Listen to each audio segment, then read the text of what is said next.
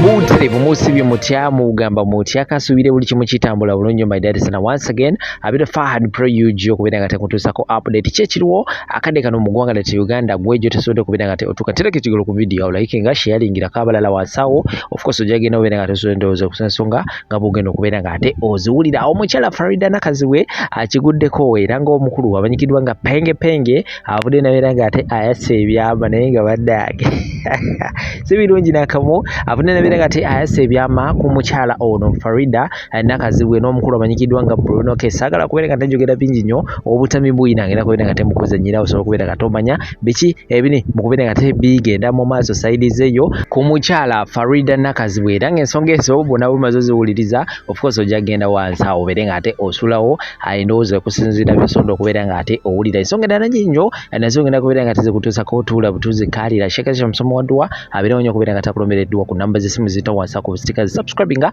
tukate ku mbotongole buli wena bandese video jo kubera ngate notification out kakatete afade NHP achasodo kubera ngate atwita katulabi kikiriwo akadde kano ewa Farida nakazibwe n'omukulu Bruno ke nga penge atuwa bwino ki ekiriwo akadde kano tembawo Bruno ogambye yatambula n'agende wa Farida nakazibwe ng'enjala emuluma nga tabitegeera awo okomye ssebo atuuke wa Farida nakazibwe namuzira kati bayita akasala namugamba bitama ne bibadde bitya namugamba omusajja akutte sente n'asiba ku nyinege miliyoni 4 nze namba just akakadde kamu nangamba sasweko n'abeebizindaalo abinyumiza bino byonna Farida nakazibwe ayina omwana we yamulerera omwana memba ayino Farida nakazibwe akkiriza nnyo mu Bruno ate Bruno amulabanga guardian Farida nakazibwe wetaaga direction Farida abadde mu bulamu bwa Bruno ng'amubangula bulungi era amuyigiriza nti wano otambula bwoti ontambula wano listening era Farida amugamba soko kakkane Ticha Lumbuye ne bamuwa ku mazzi ag'okunywa Lumbuye nkwagala nnyo Lumbuye yasooka okuzimba YouTube channel yange nkwagala nnyo Ticha Lumbuye respect Ticha Lumbuye anyway you there Master Lumbuye kyakabi kakati yes Bruno kasaba amazzi g'okunywa ne baleeta akadomola k'amazzi baaka mumma Farida nakazibwe alina muwala we n'amugamba akwate the things that we peel on bananas babita baja ebikuta ne bamukoomerawo ko ku nsuwa amazzi g'omu nsuwa agubagawo omuntu ava mu kkomera yes era yamugamba mwana wange nkuwa amazzi g'ensuwa eno kwambulako ekitambo kye bayita Crystal Panda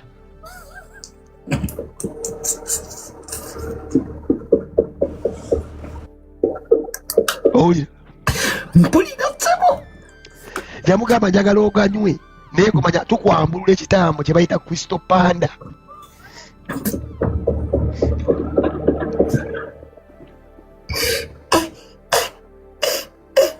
big up to you Mr. Lumbuye era omwana oyo Bruno ke yagenda mu kaabuyonjo ne bamugamba nakozesa toilet paper bamugamba alimo okukozesa toilet paper ne bamugamba waliwo manyina kazi wazimba mabbali waliwo cement yes wa habari babambulira ida bateba bamita ja cement oyo hima cement ne bamugamba akwale kipapula kya hima kyaba yesanguza n'akikwate akiteeke mu sitenseni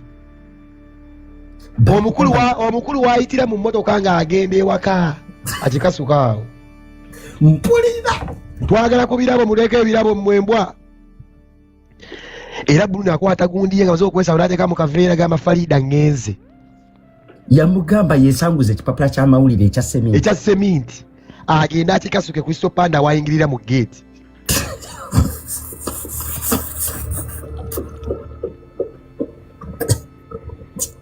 mpulira era ng'omanyi kiggundu muwulizi yatambula paka Panda wasula bwe yamala osala ezzike ng'apamye yakwata ekipapula ekyo n'akiteeka mu nsawo n'agenda nakyo n'akitwala paka ewa Panda wasula mu gate n'akiteekaawo n'akisuula awo tegeeza Panda yakibuuka Panda yalina okujja okunnyonnyola ssente meka ezaavuddemu nga yeebaza abawagizi eyali yakola vidiyo ku TikTok mu ssaawa 2 nga alina abawamulaba 2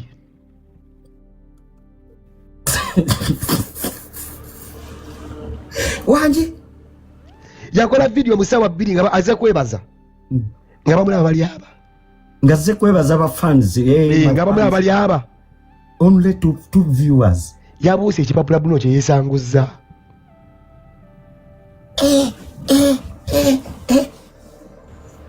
Farida agamba Bruno olabye abantu babadde nabo ku live tandika okukola posto olange nti ngenda teekawo kye bayita ekiboozi okirangire wiiki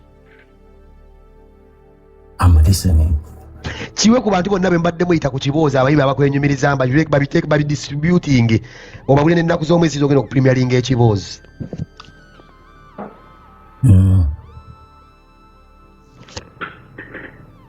Bruno ng'ateekayo kikosta ensi ffenna twalumanya olunaku mulindwa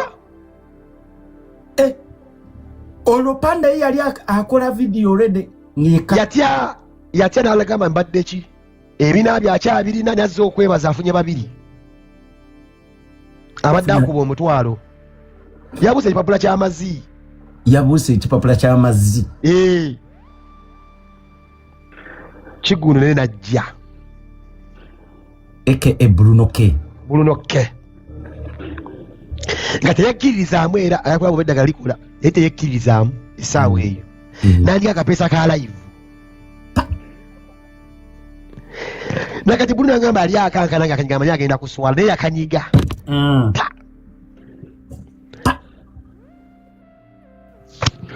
okutemya kuno kutwala seconds meka okutemya kutwala microseconds yatemya entemya 2 entemya 2 13 entemya 3 15 agenda okutemya atemya nga atali tannadegana kwogera ng'omutwalo gumayuuse nga tannaba kubuuza ku bantu tannayogera omutwalo ne gumayuukirawo 10,000 views watching in real time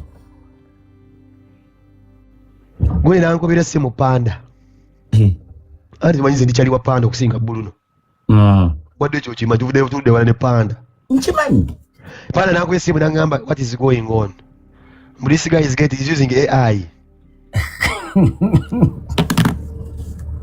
ulira using AI kali Panda nenda mage ya mobile money kwendeeka essente ayakumpa obukadde 3 nkube eggulire mbuki Bruno yakozesa AI abantu tebabadde batuufu malina kye yakozesa n'afuna abantu abo n'ababeera nga tebabadde baddala n'akingamba gukyali mutwalo kati nemuteeka enamba ya mobile money kwa abantu era ssente nkube eggulire nze nsooke penge ebigambo ensi ngitunze ki tebabadde si batuufu nti babadde ba AI kati wayitawo eddakiika nga 8 ng'ali mu kutereeza kwa Airtel yaliko obuzibu addayo okukeberayo nga giri 2 Panda Kristo Panda okubadde omutwalo 8 minutes nga giyingidde emitwalo 2 nanga mapenge Airtel emu obuzibu n'ate sooka okebera omusajja atayingidde emitwalo 2 nemugamba nedda nenyogera nga faatijjo yesterday's price not today's price bwe giba giyingidde 2 nyongeramu sente kati njagala milioni 4 musango gugezza okwo jukira yali ampayo milioni 2 nga twogera ku mutwalo gumu buno gwakubye nange wekyayingira ebyengamba kati ddabu nange ndagala ddabu oyagala milioni 4 ali lwiri ngozimpa nkobe mmalisi yenna nyogera ebintu ebikyamu ku Bruno agenda tuna nga giyingidde 3 30,000 people watching in real time kati nemugamba naye nkwagala nnyo manyi n'emitwalo 10 gigenda kutuuka n'emitwalo 10 agenda gikuba nekwata sente ezo oziteeke mu nsawo olunaku olwo Bruno Jeff yamutwala ewa Bobi Wine enkeera lwendaba Bruno ne His Excellency Robert Kyagulanyi Jeff kiwa yamutwalayo ku biiki ebusaabala tomanyi Jeff amanaginga taxi yes amutwalayo ebusaabala ffenna twatya bamuwa amasanyalaze olwedde agafunye yeetaaga direction n'okubuulirirwa the numbers have come but needs guidance ku nanyini numbers mu Uganda Bobi Wine yes and in the electricity yagenda bamuwe guidance nziguidinze etya zino ennamba What these people don't understand.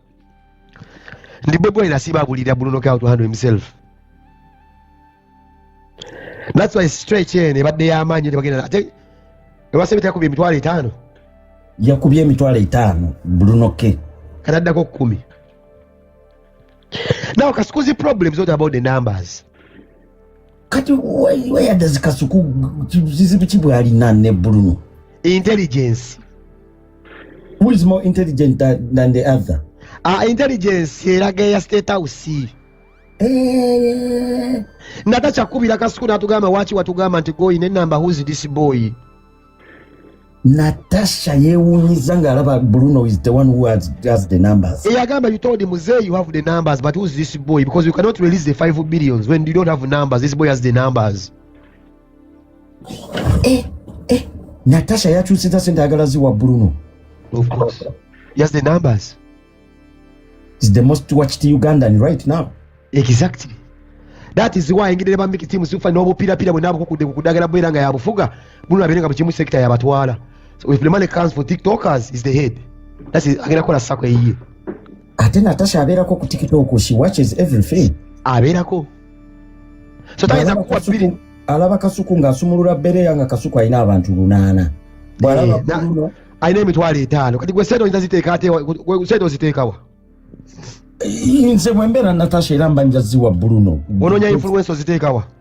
If I'm looking to promote my company or my brand or my something or my product, Bruno has become a problem to an extent. Chiyamba gwe okubeera ku videos ze. When was the last time you saw someone inviting Shira Gashumba?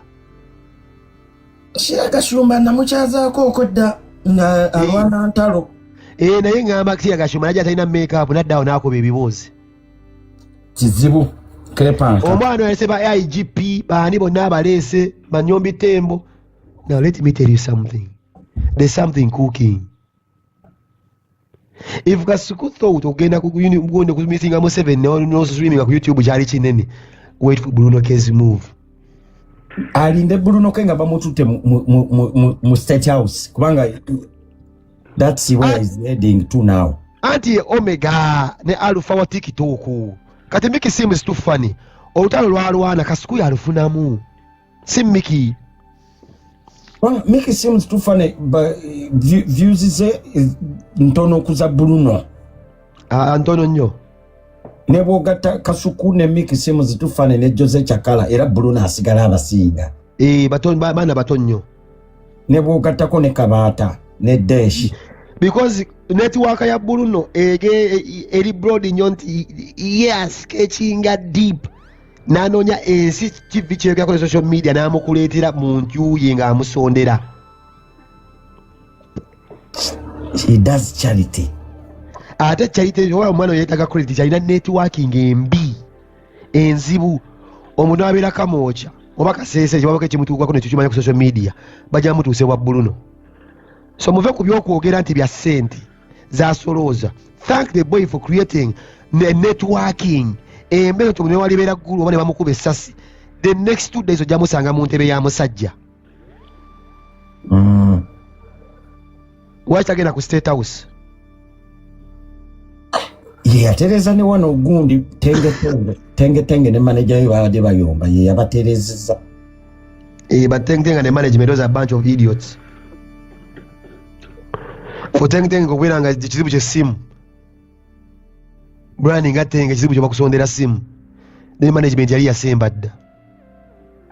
The man has been on flights. Young boy bamukubisa obulango bwa iPhone at Dubai and he's lacking a phone. What kind of mentality is this? Kati Kristo Panda kino kyamuleka wa? Yaddeyo n'alima. Namere yamuwera ddala enkumbi emasamasa. Bwanga nalabye Kristo Panda recent interviews zaako zali mukola ne Kasuku yagambye mbu katike kaseera abigira amazima. Agamuyambe ki? Wanji? Gamuyambe ki? Ani amuwuliriza?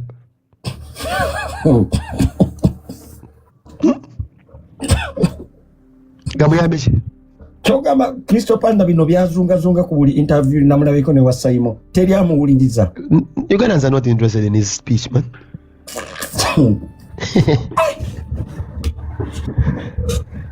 Gwe Abannayuganda abatuufu bwe batu tebakyayagala kuwuliriza. Anti bw'omalisinga omuntu bagenda kwebuuza ki kyakola. Bruno is more valuable mu community okusinga gwa complaininga. Ate gwatwala binayo n'omuwa millioni emu. Okyagedde. Bruno ki kyakola ssaawa zino kibi oba kituufu mu society? Kituufu ssebo. Kati gwe newakola mu maliso nakyo oyinza kukola ajja kuzuuka ku TV zonna Bruno will still stands firm. Abantu bakyajjukira eri miliyoni emu gye yamuwa. Ffe tukimanyi. Wajja okisibira ku kinege n'ogimuwa ng'ewunya n'obusa. N'omugamba asasuleko n'abantu b'e Buzindaalo. Asasuleko n'aba drive. Akusigazaako 5, gusigaza 4. Kati kyogamba abantu bwe batunuulira Crystal Panda balabira ddala omuntu ali ku bibye. No, you just say man who's just a thief trying to seek sympathy. A certified thief.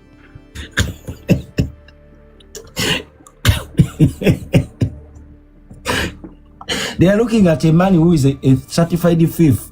Thief. Looking for sympathy. Tujja kumulamwa.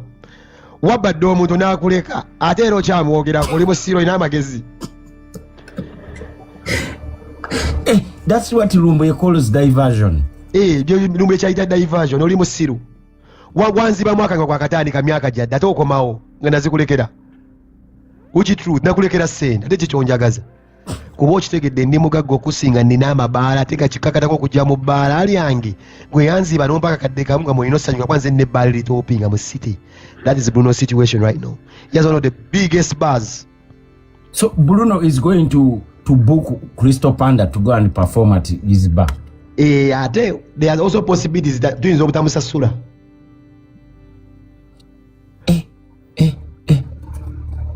N'obutayimba naye nga alina okweyisaayo n'abeera nga alaba ku byana n'okunywa ku mwenge. Kwewa Bruno endongo kati yeesibuka. Gwe wabba osiiba olya n'akalulu kati okya n'okukyama. Look where he is, guli mu kayumba n'ebinaabyo. Ennyumba agizimba emezeemu n'omusota. Ebina byakuyambirawa. The man has prospered in life. Bruno ayina ebbaala is one of the biggest influencers. Ayina ambassador gundi nyingi. Ng'okivudde nako employees most like employing abantu abasukka mu 100. Bawita security ebikyaba abantu mu 100. Kasuku yayina just mu ani ono akwata kamera. Mutyaba. Bruno asinga Kasuku ne Crystal Panda. Obulanzi bwa Bruno bungi Kasuku alina omuntu omugwalisa ye Mutyaba. Bruno alisa abantu abasukka mu 100 bawita abafumbi security abaweereza abebe. Bulanzi bungi nnyo oli bwalina. Naye nkugamba lyeri nejji engoko lye yagaana okwalula. Lyava mu boys dormitory nga bali zoleya. Kati abana abalala abali mu boys dormitory bali kuki? Currently. Shalom akola bulungi. Shalom is Ntambi akola bulungi ntambi nabe nga ataddewo mark ku bantu bebeebuuzaako kubanga tattola ensonga wano ewali. The only person gwe nkwatibwako ennaku is a certified fool, son of the late. Agejja bugezi. He needs some deworming pills. Waliwo abeerawo nooza nga asanzeemu obuzibu mu mbeera ng'omuntu asula ku seminti oba I don't understand. But tetuyinza kuggwamu ffenna maanyi. Tumusabira anoonye omulimu. Bigundi yange ekyayimiridde nja mufunira passport namugamba omuntu wali Saudi Arabia abe ku taata wange yali akola mu wa Museveni. Era zisente wezi. Yes. Ogenda mtu wala Saudi Arabia? Na tiketi namugamba ngikuwa milioni 4 sasa ogende kulewa akadama. So it don't become a problem to the press. Kubanga ogambye Little Puzzle is doing well. Atakola bulungi Puzzle. Yafuuka mufere. Atya. Is a fraud star. Who? Puzzle. But he's a musician. He has a song. He used to be. Don't you know a song called Chisododo? What does it mean? This is a degenerate. I don't know. Needs to be arrested. abalungi abatuuliriza era abatulaba olunaku olwaleero tukyaddeko ewa Sheikh Ashraf Dembe. Sebo sanyusa okubalaba amannya agange Seeka Ashraf Dembe akola ku bizibu by'enjawulo. Omuntu singa aba alina ebirwadde musomereddwa tumuwa amazzi ga lukuya nga bw'obadde ogalaba, tugenda abantu ku kyoto ne twokya emizimu emibi egibabaamu n'okulomba edduwa. Abantu singa abeera ng'ali wano atuuse sobola okumulombera edduwa, ne waba atatuuse nga mpadde amannya ge naye ng'ali wala. Neetaase ennamba yange yeeno eri 07 01 76 37 11. Nammwe bannyinaffe abali ebweru oyagala okuba nti oyagala okulombera ku dduwa ng'olina ebizibu viza zibuze, amaka gakolongotana, sente zikola zimpita mu ngalo, ojja kumpeereza ekifaananyi kyo n'amannya go, ebyo byokka bijja kummala. Nja kukulombera edduwa, ojja kutereera. Olunaku olusembayo mu mwezi mba n'edduwa eyawamu ffenna n'abalwadde bange abakadde n'abapya. Salaamu alaikum warahmatullahi wabarakatuh.